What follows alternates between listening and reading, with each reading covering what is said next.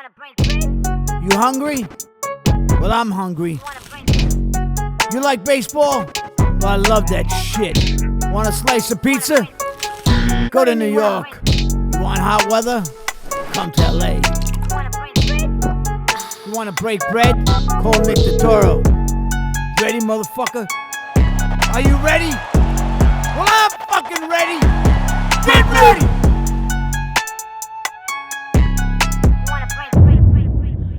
All right. Flying solo today. December 19th, 2019. It's a good day. Good day, except I splashed fucking water all over me. Today we're gonna do a little baseball. We're gonna talk a little baseball, and we're gonna read a piece, a pilot, a play, possibly. A friend of Nick's wrote a couple of years ago. His name is Zach Ring. It's called Danny Longetti from Queens. But we'll get to that. Something outside the box, but Gerrit Cole is now a New York Yankee. I did predict it. It did come true.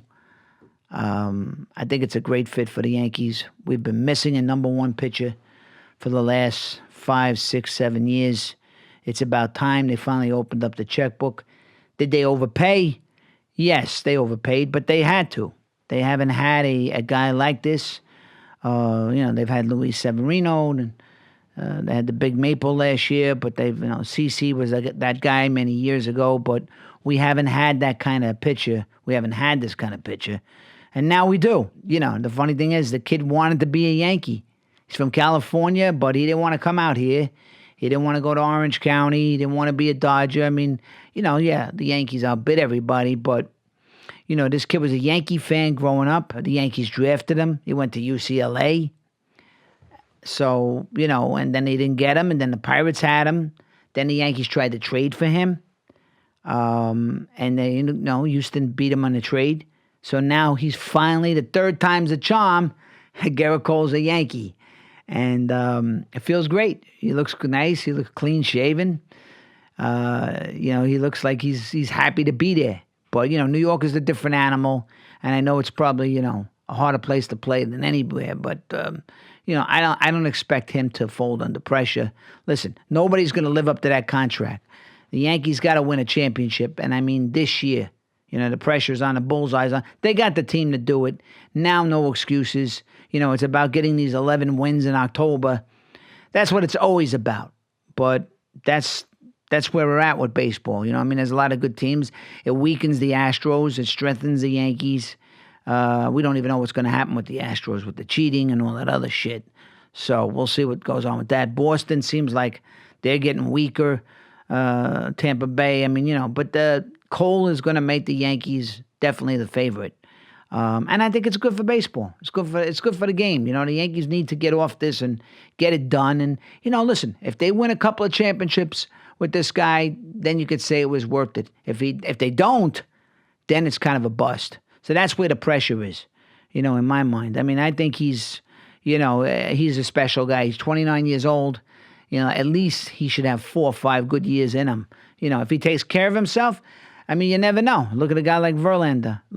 Strasburg re-signed, and Strasburg's a little older, and Strasburg's had more issues than Cole. I saw him up close, Game 3 in New York, day game, and he's impressive.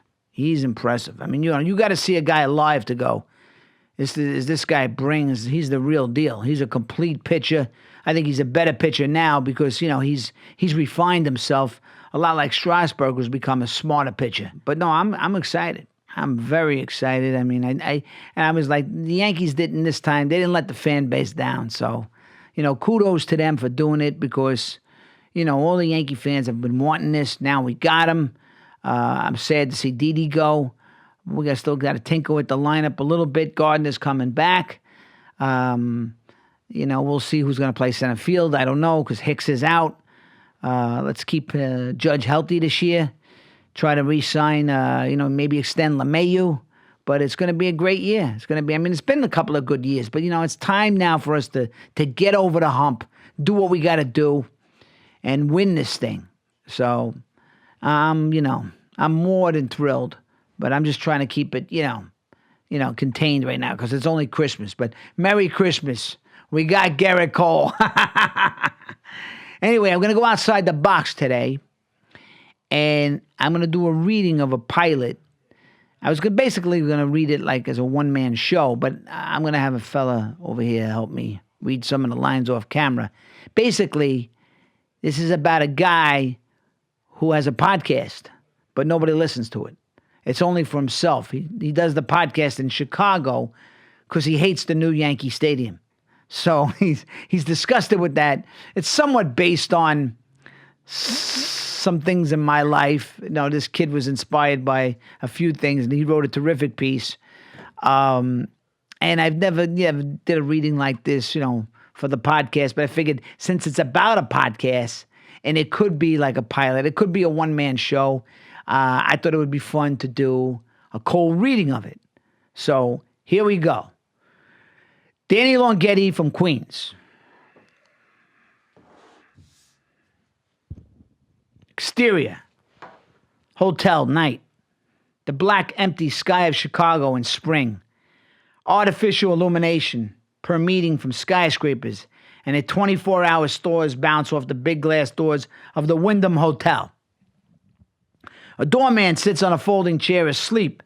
He snores directed to the sky. Danny Longetti leans back against the hotel, bouncing his butt off the wall like a nervous batter approaching the plate in the bottom of the ninth. He takes constant glances at the sleeping doorman. Danny wears a checkered pattern fedora and a vintage Yankee jacket. He's in his 50s, with his eyes never present. But in a world of dreams, nobody seems to comprehend. Danny uses his momentum to bounce off the wall. He paces back and forth for a moment before approaching the doorman, nudging him awake. Hey, that's a sharp uniform. Thank you. I mean, I never saw a uniform like this. I used to be a doorman, My uniform didn't have any bells and whistles. Can I help you with something? Hey, you got a cigarette? No. How old are you? I'm trying to work. Come on, being a doorman is all about relating. I'm 30. 30? What an age. What, that's like 25 years ago for me. I really gotta watch this door. Oh my God, that'd be 93. Yankees didn't do squat. That was the Joe Carter year. Joe Buck voice. A swing and a belt, left field, way back. Blue Jays win it. I almost had a heart attack when I saw that. You remember Joe Carter? Hey, you a baseball fan? Not particularly. Well, what about the Cubbies? I don't really watch baseball. It's kind of funny, because I got this baseball podcast. You'd make an interesting guest. I could do a segment where I'm juiced up out of my mind for the season, and I look to you and I say, hey, doorman, you juiced? And you go, not particularly. That doesn't interest me. Come on, you'd be a riot. I appreciate it if you left me alone. You're the worst doorman I ever saw. Danny storms into the hotel lobby.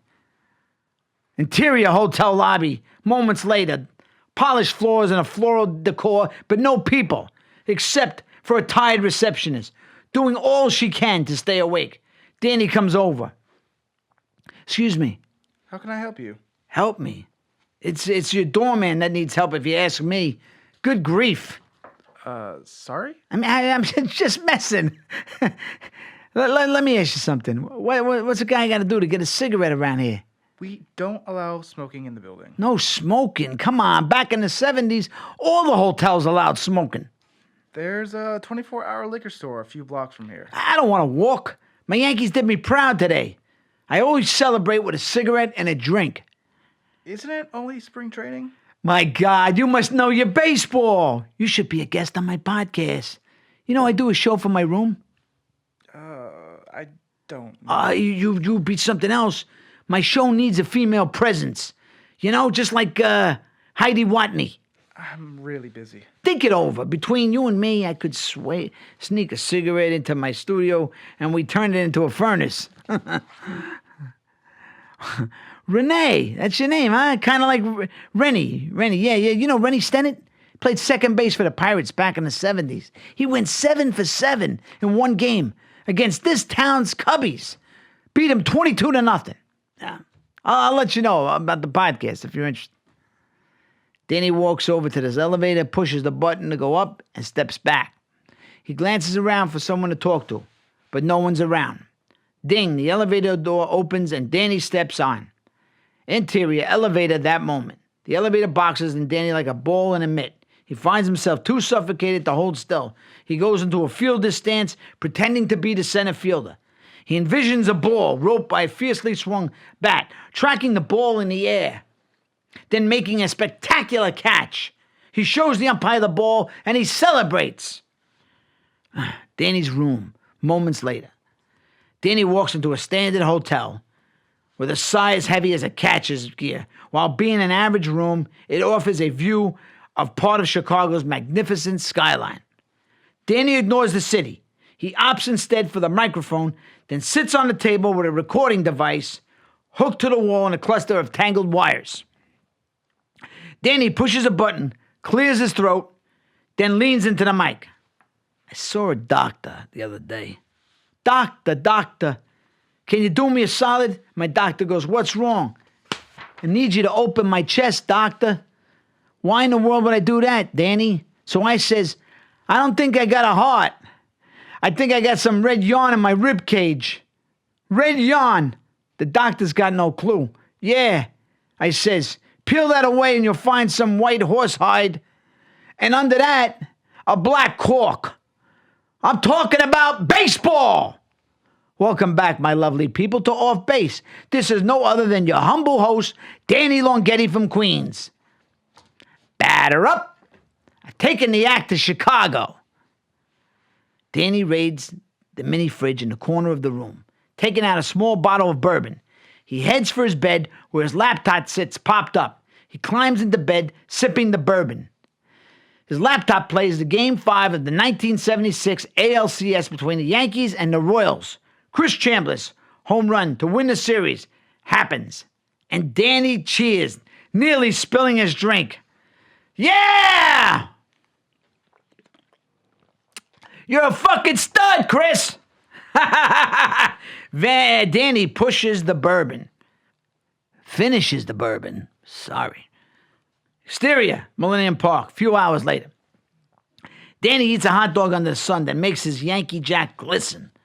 Few kids step up for a game of stickball in the grass. Danny wolfs the last of his hot dog, wipes the mustard off his face, licks it off his finger, then sprints over. Hey, you need an extra man?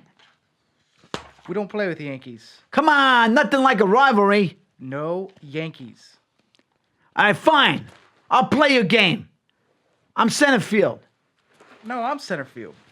No. You gotta have long strides to play center field. I do.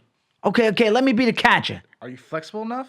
Good grief. Thurman Munson, for God's sake. My name's Alan. Not in stickball. Come on, kid. You gotta name yourself after your favorite player. Can I be Chris Bryant? Sure. Who was your guy? Thurman Munson, the Yankee legend. No Yankees. All right, then who should I be? Anthony Rizzo. Okay, he's Italian, I guess. A montage of the ensuing game. Danny belts pitches, then floats around the bases. He drops to his knees to block pitches that bounce. He congratulates, succeeding the teammates with an overabundance of enthusiasm. A few parents come back from whatever they were doing. They are unsure of what to make of this situation. A dad walks over. Hey guys, can we wrap things up? Hey, we've only played a couple of innings. Grab your stuff, okay? Okay. Oh, hey, kid, you should come onto my podcast. What's that? We talk baseball. You try to show me why the Cubbies are the team, and I show you my 27 World Series rings. The dad takes Alan's hand and leads them away. All the kids follow. Alan turns back to Danny. Bye, Thurman. Danny sits at the bar. Interior bar later. Watching the Yankees playing spring training game. He cheers after a base hit. Yeah! It's the top of the first inning. Bartender walks over to him. Would you like anything to drink? Only if the Yankees win. The bartender walks away a bit confused. Danny scans the bar for people to talk to. He slides over to someone that minds their own business. Man, don't you just love Severino? The person ignores Danny. Danny sinks in a bit, then returns his glaze to the game. He turns and notices a guy sitting alone, eating a plate of chicken fingers. Danny walks over to the guy, keeping his attention on the game. You trying to watch the game? Game? What game? The most glorious game there is. Baseball. Oh, I never really watched baseball. Never watched baseball. Scoot over. I'm going to change your life, fella. Go for it, man. Danny cheers after a walk. Yeah, you're a natural. He got on base without even swinging? I know. That takes discipline. Wow. What a thrill for that guy. What a thrill for us. Let's go, Yankees. Let's go, Yankees. Come on. Let's go, Yankees. The guy bangs the table. Danny claps. The entire bar glares at the two. I think we're bothering other people. Forget them. They don't get baseball. But I get baseball? You know the soul of the game. You'd be an all-star on my podcast. Podcast? No, man, that's too much on the old nerves. No. It's a special podcast. I only broadcast it for myself. No phony listeners. Sounds cool, man. Real cool. Yeah, it's wild. What's your name? Ed. Pleasure, Ed. I'm Danny Longetti from Queens. Danny turns his chair to fully watch the game. Ed does the same. Interior, bar. Moments later, now the bottom of the ninth. Ed and Danny are nervously leaned forward. The Yankees are up a run and have their opponent down to the last out. Come on, one more. Come on.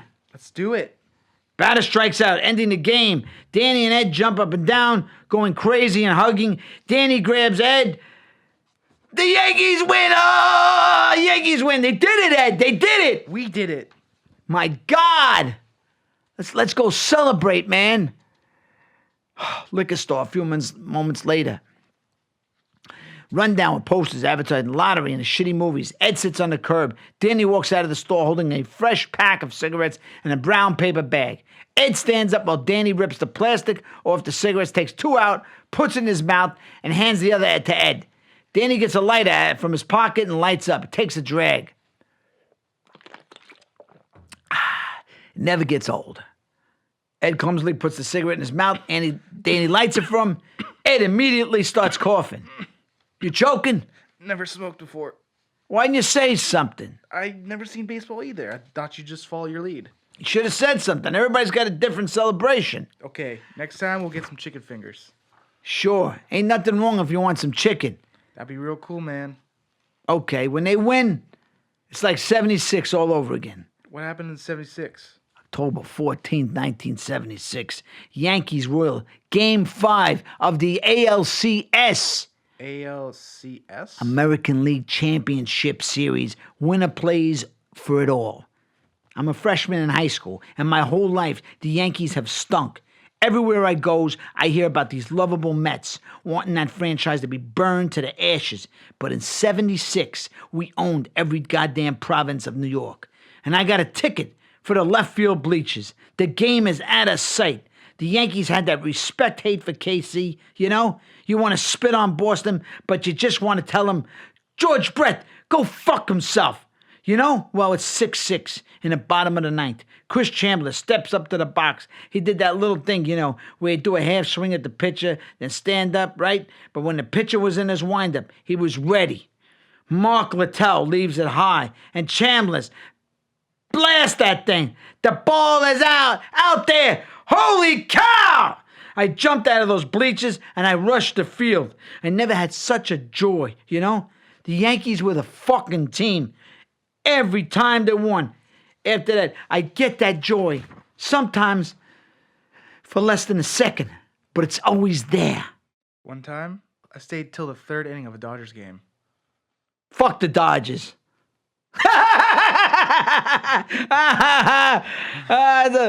My God, that's hysterical. Say something about the Dodgers, and I'll go, fuck the Dodgers. That's gold. Now? On the podcast. Oh, I will. When do we get cracking on that thing? Yeah, you got to be a night owl. That's all right. I can be a night owl. Beautiful. Listen, go to the Wyndham. I'll meet you outside at 3 a.m.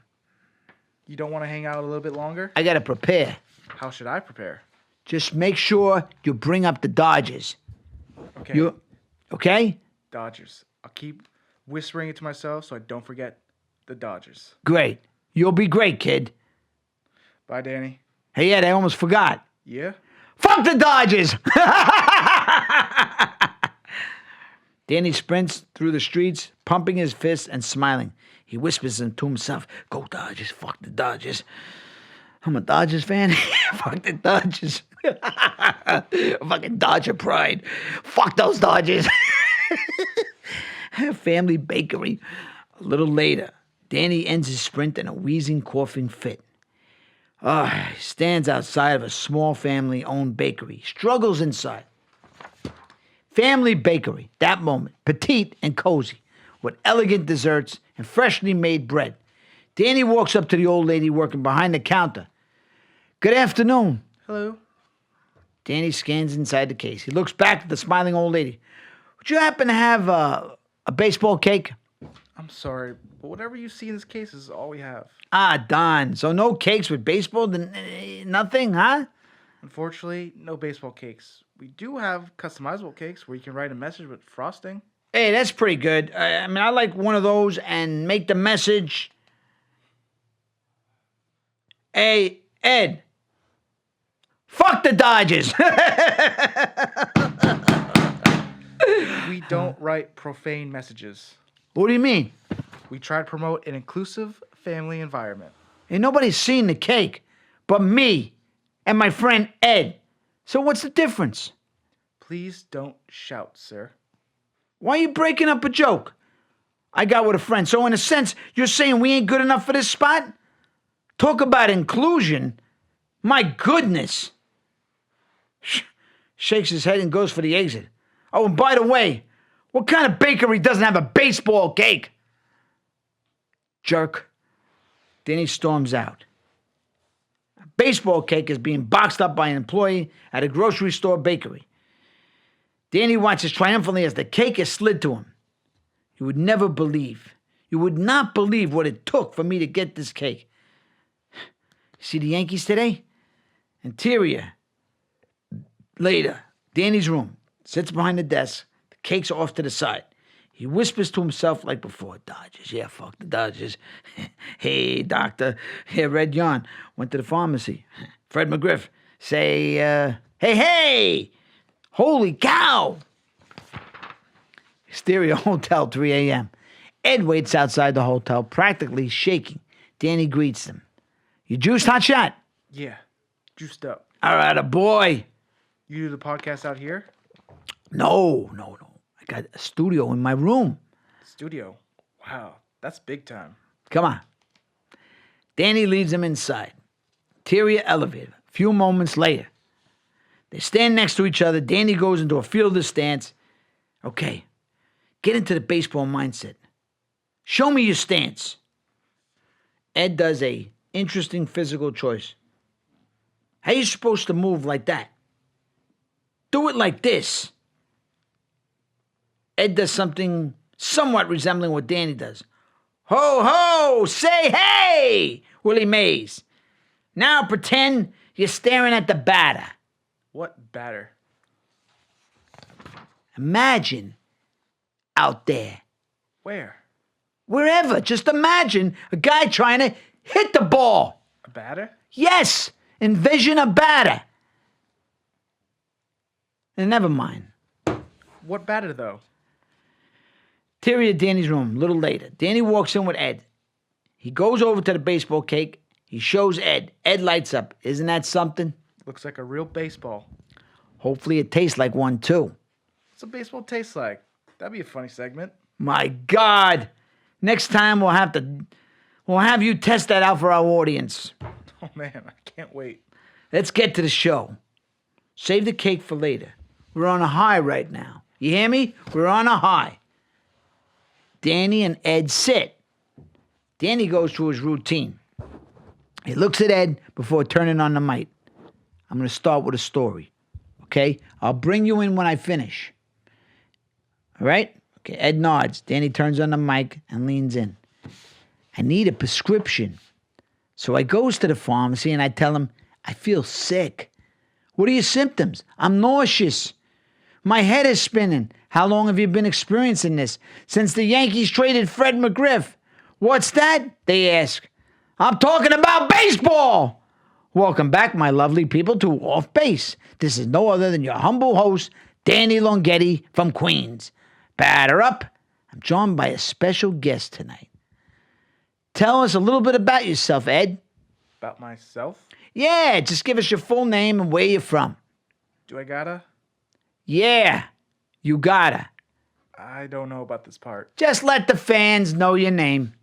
But I thought you said nobody's listening. Ed, your name and where you're from. Do I make something up? No. Be honest. I'll just make something up. No, Ed. Okay, so I'm Ed Saratoga from Grand Rapids, South Dakota. Are you actually Ed Saratoga from Grand Rapids, South Dakota? No. So you just lied. Call for a commercial break. I apologize. We're experiencing technical difficulties. We'll be back shortly. The fuck was that about? I feel a bit ashamed, Danny. In what way? I didn't say I have to do all that stuff. I'm not asking much. Please, for the love of God, say your full name and where you're from. Right now? When I bring you in during the podcast. Okay, I'll be ready this time. All right, let's start over. But what about your fans? What about them? They're expecting us to come back, Technical difficulties. Hey, we're starting over. Danny turns back on the mic. He leans in. I was at confession. Forgive me, Father, for I have sinned. Tell me your sins. I had a dream that I killed a man. This alone is not a sin, but Father, this wasn't any man. It was God. How do you know it to be God? Only God goes by the name of Reggie Jackson. What's that? I'm talking about baseball. Welcome back, my lovely people. Then none other than your humble host, Danny Longetti. Batter up. I'm joined by a very special guest tonight. Tell us your full name, Ed, and where you're from. Ed Montgomery from Los Angeles, California. Los Angeles. So you must be a fan of the Boys in Blue. Who? Tell us who your team is. What team? Your team, Ed. I don't got a team. Sure you do. The franchise from Los Angeles. All right, we'll skip it. I've taken the act to Chicago, the mecca of the sporting fans. The new Yankee Stadium has ruined everything. All corporate. Before you go to a game and you're among the people. Now it ain't nobody's people. So I took my savings and my act out here, where I could root for the Yanks, but still be around the people of baseball. Right, Ed? Yeah. So far, I found this Ed guy, and nobody else in this town seems to care more about baseball like me, like I'm talking about. But I got a ticket for opening day at Wrigley, and that's where I'll find them. But you notice how they don't seem to love it, Ed? Huh? Do you notice that? Yeah. Do you got any opinions on that, Ed? Like, specifically? What other type of opinion is there? I think the people out there don't really love baseball. But that's what I just said. Yeah. What do you love about baseball? I don't know. Don't know what I love about it? Baseball? Yes. What do you love about it? It's 162 games, and it all leads somewhere. You win a game, and you feel good because you got a better shot at making the playoffs. And after the 162 is over, you either feel like a champ because you made it or sore that you didn't. But that's okay, because there's always next year. Yeah, it's good to be off. Let me finish, Ed. Sorry, Danny. I'm learning. The 162 leads somewhere. They lead somewhere.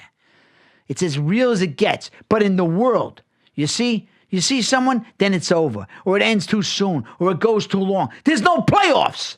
Sometimes you think there is, but then, no, you're wrong. That'd be like statisticians saying, the Yanks are in. Confirmed. Then saying, no, we was wrong. Boston actually won the division this year. There's no certainty. The year is 365 games with no playoffs. Good stuff, man. How'd I do? Why didn't you mention the Dodgers? What about the Dodgers? Don't you remember? Remember what, Danny? The Dodgers! What about the Dodgers? How I'd say fuck the Dodgers. Ring any bells, Ed? Oh, Danny, I'm so sorry. I got nervous. Well, you ruined my whole show. I didn't mean to, Danny. Honest. Think I care what you meant? I gave you a shot, and you blew it. Give me another chance. No, you blew your chance. Danny Longetti from Queens doesn't associate with chokers. Whoa. Don't gotta be saying things about that. Oh, I mean it. Get the fuck out of my sight. Get the fuck out. No more shots. You had your shot. I'll know every damn thing about baseball whenever you give me that second shot. Get the fuck out, Ed. Fucking chump. Coming to my studio, my show. All right, where was I? Danny Longetti. Danny Longetti from Queens. Doctor. Chris Chambliss. The Yankees. Yeah. Go Yankees. Interesting piece, right? Yeah, I envisioned I was there. Did you go for a ride? Huh? Absolutely. Good writing. It was really good. Really Yeah. set up the scenario. Huh? Really set up the scenario and characters. Yeah, it kind of reminds me a little bit, it's like a little bit of Rupert Pupkin, King of Comedy. I don't know if you ever seen that.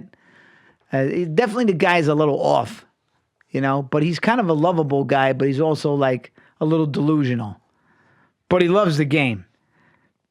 It's all about passion, And I mean, it's like that's what I relate to about in it, because you could see like the guy is like he's playing with the kids, he's looking for somebody that he can relate to, and then he finds this. It's funny because he finds this Ed guy, but he's a fucking bozo. He doesn't really know much about the game, but Danny thinks that he does, he thinks that he does. But I like the spirit of it too.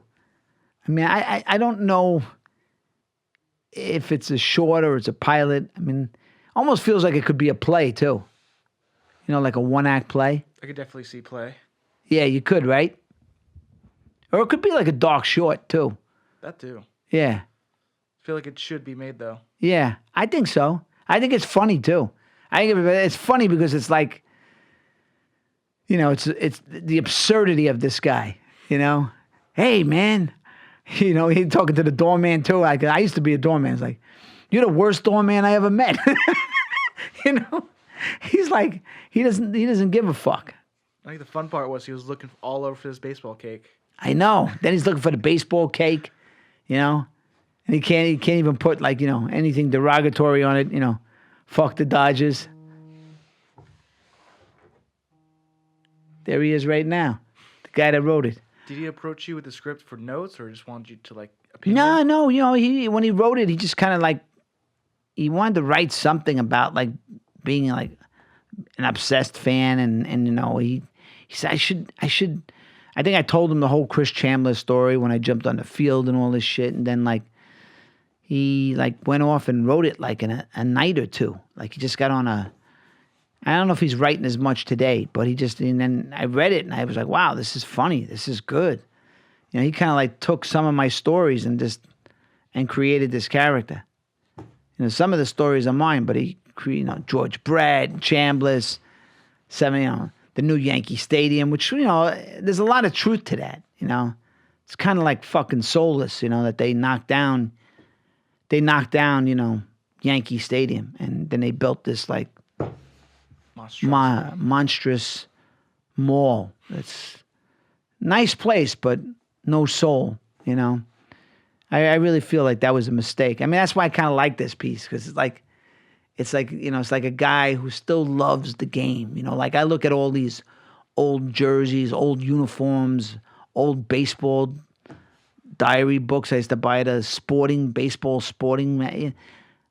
It was just so special, I was watching the other night a MLB did a thing on the Cobra, Dave Parker. We Are Family. He was a good player. Man. So many great players in the 70s. I mean, Dave Parker was a great player. You know, Mike Schmidt, you know, Joe Morgan, Johnny Bench, Reggie Jackson, Catfish Hunter. I mean, the 70s, man, baseball was great. Sports was great. Sports was so special because it wasn't like, now it's such a business. It's so like, it's lost a lot of that, to me, a lot of the mystique, and it's like turning on the radio, listen to a game on the radio was special. Nothing like listen to a baseball game on the radio. Still fun. Even other sports have all gotten watered down. But baseball, I think it's, still, but the money now and, and the rules but I still love the game. I'm always going to love the game. But, you just remember how special it was, And, that's why I like a piece like this, because it kind of has that feel, when it was just, when they called it, when it was just a game, Because there's nothing like going to a baseball game. You could sit, you could have a conversation, you have a beer, you have time to like get to know people and talk, whereas like, you're watching a football game, it's people are revved up, they're drunk, it's violent. It's like too fast. With baseball, I think that's what I like about it. You could sit back in your chair, you get ready, the game is on.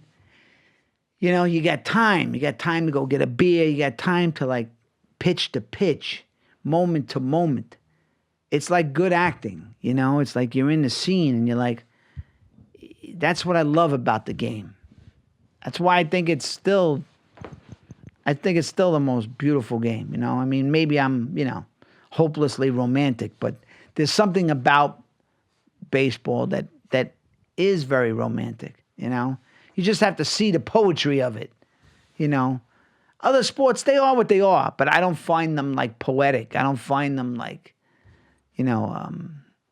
that kind of, the romanticism that you find with baseball. I don't know if you agree with that, but I don't know, it's just, I still have fond memories of just going to Fenway and just smelling the air. It smells like good hot dogs. Do you remember your first game? Yeah, I do. What year was it? It was 2005. I went to Fenway and it was versus the Oakland Athletics. I remember it too because I remember Papelbon was coming up. He was still a reliever. I remember that too. Papelbon, yeah. It was just so nice. Just the smell of the air was good. Just everyone, just the sound. When you walked in, right? Like who energy. Took you? It was my dad. Your dad? You and your dad? Yeah, and Fenway is truly magical. It has a different feeling to it. Oh my God. With the Dodger Stadium when I came out here, it doesn't have that same feeling. No, I mean it's for out here, it's more special than like Anaheim, because it does have some history. But it doesn't have that kind of magic. And Yankee Stadium had it too. Even, the refurbished Yankee Stadium, the stadium that I went to for all those years, had a lot of, had the same kind of essence because they kept it on the same ground, had the intimacy, and it was, it was magical. I mean, all the great moments that I saw, the Chris Chandler's moment, the Reggie Jackson 3 home runs, in the 80s, I mean, we didn't have a lot of winning teams, but in the 90s, I was there for, 96, Derek Jeter and Paul O'Neill, that team, 98, 99, 2000, Subway Series, I was there. I mean, the Yankees played over at Shea when 74, 75, and it was kind of weird. I was a young kid, just became a fan, and the Yankees were playing at Shea Stadium. It was really kind of funny to watch them play there, because you knew they didn't belong there. But when you walked in the stadium, you felt it, man. You felt that magic. And I felt it at Fenway. I felt it at Fenway too. I mean, the intensity. I was there in 2003, the wild game where, Pedro, knocked down some of the Yankees, and Clemens and Zimmer got pushed down. They had all these brawls. I was like, it was so intense inside Fenway. Maybe even more intense than Yankee Stadium, but I was the Aaron Boone game I was at. I mean, I went to the playoffs this year. It was a lot of fun. I sat on the dugout. It was a lot of fun, but still not the magic of that place. It was still fun because the playoffs is always amped up. But, yeah, you never forget. You never forget, like, the first time you walked in, that smell. That just that feeling in the air. You know, when you walk in there. Like, I always love when I walk. Like, when I walked right in Game 3 this year, Spike Lee called me, and I had tickets, and I met him there, and I was doing Law and Order SVU, and Teamster dropped me off the Upper Manhattan. I got on the subway, a couple of stops. The minute I'm getting off the subway, some kid goes, he's staring at me. I guess he recognized me or some shit, and he's like, it's 1-0 already. I said, what? Why'd you say that? Why did you jinx me? I go, you know what I mean? But I just walk in there. I just love walking in. The bases loaded. I'm standing with these cops. I didn't even go to my seat. I'm like, oh, shit, they might get blown out right here. And they got out of it. So then I went down to the seat. And, you know, as I was getting right down to the seat, Spike was like, hey, you know, Judge just got a hit. They had first and second against Cole. I'm like, oh, they're going to score. They're going to fucking score. And that was going on the whole game. They're going to score. They're going to score. Didi hit a ball we thought was gone later, and fucking ball just died. It's the greatest. It's the greatest feeling, and that's why I'd like to do something about baseball. Like, this is a nice piece. I feel like this is kind of like, this could be my, you know, sort of my, you know, whatever you want to call it. My, you know what I mean. Mm-hmm. It's hard to say, but like, you want to celebrate something you love, do something you're passionate about. If this was executed the right way and it was done, I think it would be very entertaining, very different. I mean, you don't. Not many things about baseball. No, not like that. Not like the fans. Not like the fans. And this guy's like a fan. You know, this Danny Longetti guy. He's just a fan. That's how I look at myself. You know, that's. I mean, I don't have any agenda. The only agenda I have is I enjoy the game and I relate to the fans in a big way. You know, that's why I feel like I could almost work in baseball. You know, if they gave me a position or a job, because these guys are out of touch. They're completely out of touch with the fans.